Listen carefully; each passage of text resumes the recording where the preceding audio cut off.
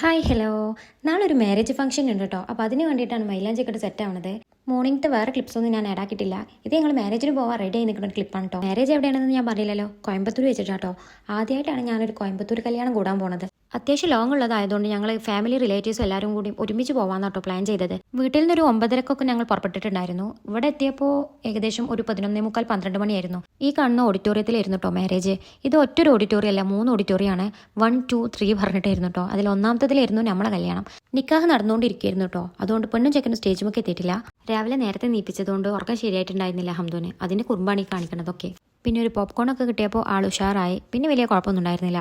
നിങ്ങൾ മൈലാഞ്ചി കണ്ടില്ലല്ലോ. മൈലാഞ്ചിക്ക് നന്നായിട്ട് ചുമന്നിട്ടുണ്ടായിരുന്നു കേട്ടോ. നേരത്തെ എത്തിയോണ്ട് ഫസ്റ്റ് ട്രിപ്പിൽ തന്നെ ഫുഡ് കഴിക്കാനിരിക്കാൻ പറ്റിയിട്ടോ. വാഴൻ്റെലൊക്കെ കണ്ടപ്പോൾ നമ്മൾ സദ്യ ഉണ്ടെന്ന് വിചാരിച്ചത്, പക്ഷേ സദ്യ അല്ലായിരുന്നു. ഇവരുടെ സ്പെഷ്യൽ കായ്ക്കറിയും ചുവന്ന ബിരിയാണി ആയിരുന്നു കേട്ടോ. ചോറാണെങ്കിൽ അത്യാവശ്യം നല്ല എരി ഉണ്ടായിരുന്നു. നമ്മുടെ നാട്ടിലത്തെ ബിരിയാണിൻ്റെ ടേസ്റ്റ് ഒന്നും ഇല്ലായിരുന്നു കേട്ടോ. പിന്നെ ഫുഡൊക്കെ കഴിച്ച് കഴിഞ്ഞ് ഐസ്ക്രീം കഴിച്ചു. പിന്നെ അതുപോലെ തന്നെ ഹംദൂന് ഒരു കോട്ടൺ ക്യാൻഡി എടുത്തു.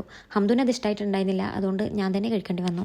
അതിൻ്റെ ഇടയിൽ പോപ്കോൺ കിട്ടിയപ്പോൾ മെല്ലെ മടിയിൽ നിന്നൊക്കെ ഇറങ്ങിപ്പോയി ഒറ്റയ്ക്ക് നിന്ന് പോപ്കോൺ കഴിക്കാണ്. പിന്നെ കുറച്ച് കഴിഞ്ഞപ്പോഴേക്കും നമ്മളെ പുതിയാപ്പിളൊക്കെ എത്തിയിട്ടോ. ബിരിയാണി നല്ല ഏരിയ ആയതുകൊണ്ട് ഹംദു ഫുഡ് കഴിച്ചിരുന്നില്ല. നമ്മൾ വീട്ടിൽ നിന്ന് വന്നപ്പോൾ ഒരു പഴം പുഴുങ്ങി കൊടുത്തിരുന്നു. അപ്പോൾ ഇതിൻ്റെ ഇടയിൽ വെച്ച് നമ്മൾ അത് കൊടുത്തു കേട്ടോ അവന്. അതുകൊണ്ട് ഒരു സമാധാനം ഉണ്ടായിരുന്നു. ഫുഡ് കഴിച്ചില്ല എന്നുള്ളൊരു ഇടങ്ങാറുണ്ടായിരുന്നില്ല.